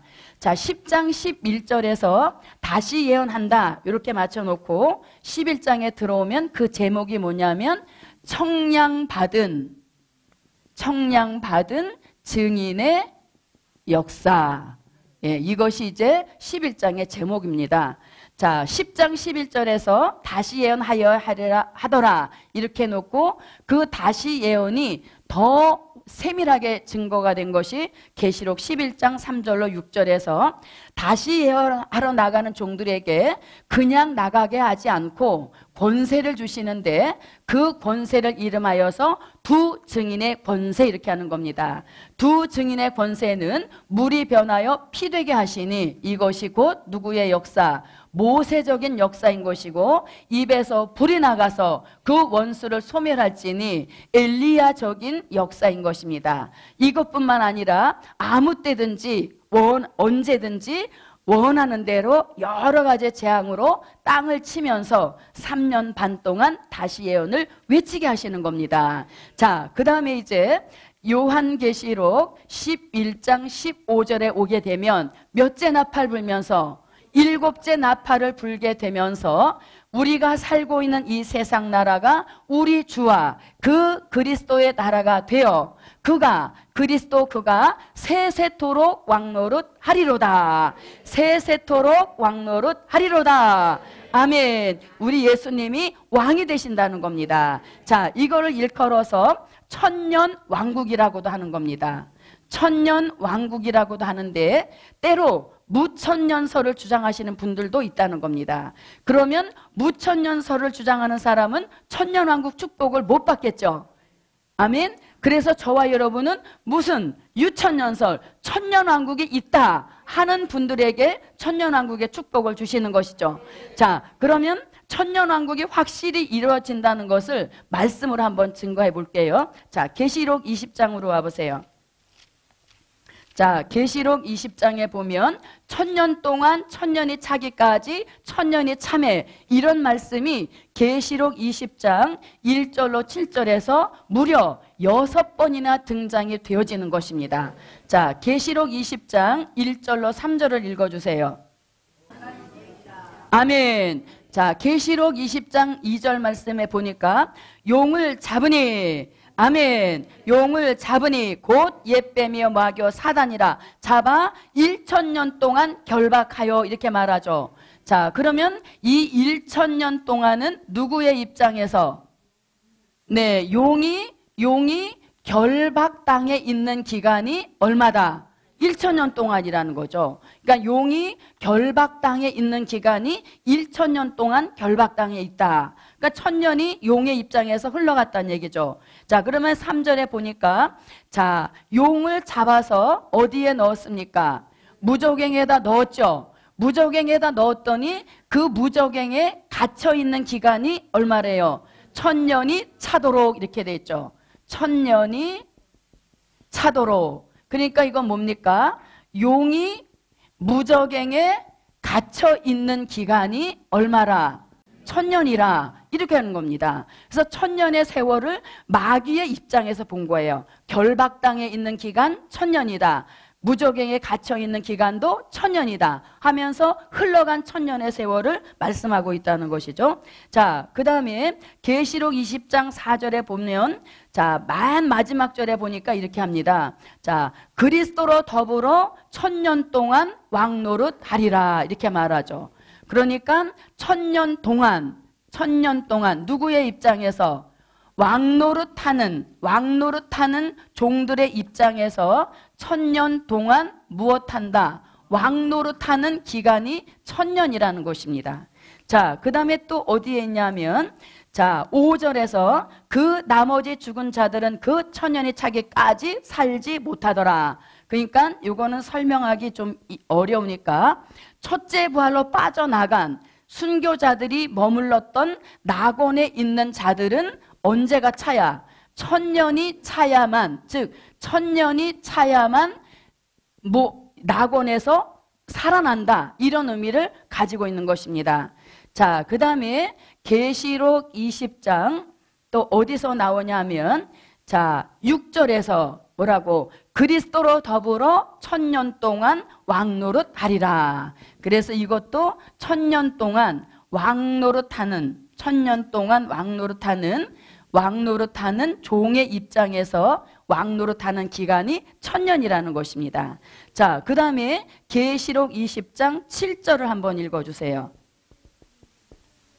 자, 1000년이 참해, 이렇게 됐죠. 1000년이 찼다는 것은 뭐 1000년의 세월이 다 흘러가서 꽉 찼다, 이런 얘기죠. 그래서 계시록 20장 3절에서 무저갱의 용을 가두면서 뭐라고? 1000년이 차게 되면 잠시 노임을 받으리라 한 그 말씀이 7절에 와서 1000년이 참해, 누가? 사단이 옥에서 놓여 나온다, 이렇게 말하는 것이죠. 예, 그래서 1000년 왕국이 없다라고 주장하시는 분들은 계시록 20장 4절로 6절에서 1000년 동안 1000년이 차도록 1000년 동안 1000년이 참해, 1000년 동안 1000년이 참해, 무려 6번씩이나 1000년의 세월이 흘러갔음을 마귀의 입장에서, 왕노릇하는 종들의 입장에서, 그리고 낙원에서 부활을 기다리는 영혼들의 입장에서도 1000년의 세월이 흘러갔다는 것을 이렇게 6번이나 증명하고 있는 것입니다. 아멘. 그래서 저도 여러분도 천년왕국이 이루어지기를 확신하고 그 나라에 함께 들어갑시다. 예, 기도드립니다. 고마우신 아버지 하나님, 참으로 아직은 부족이 많지만 깨우쳐 주신 말씀대로 증거했습니다. 아무쪼록 우리 모두에게 큰 깨달음을 주시어서 함께 이 복음을 위하여서 시대를 열어갈 수 있는 크신 은총을 베풀어 주시옵소서. 예수님의 이름으로 기도드립니다. 아멘.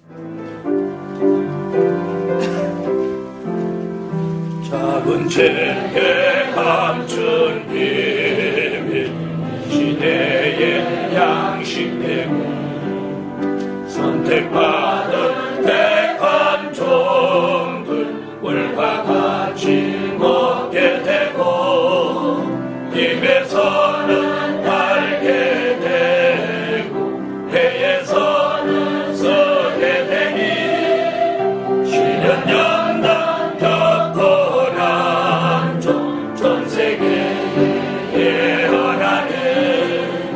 작은 채에 봉한 비밀 내가 되어 개봉하니 여호와 신 받은 종들 분별 있게 깨달을 때 잠든 신을 받은 종 분별 없어 못 깨닫고 하나님의 비밀의 책 받은 자만 알게 되네.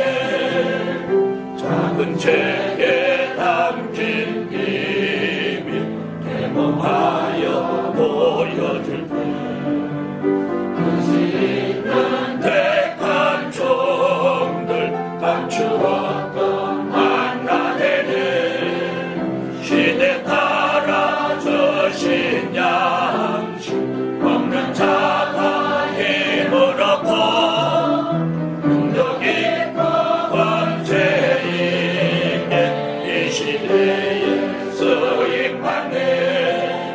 작은 책에 시대 비밀 손에 들고 외칠 때에 오른발은 바다 밟고 왼발로는 땅을 밟고 사나같이 부러진 입맞춰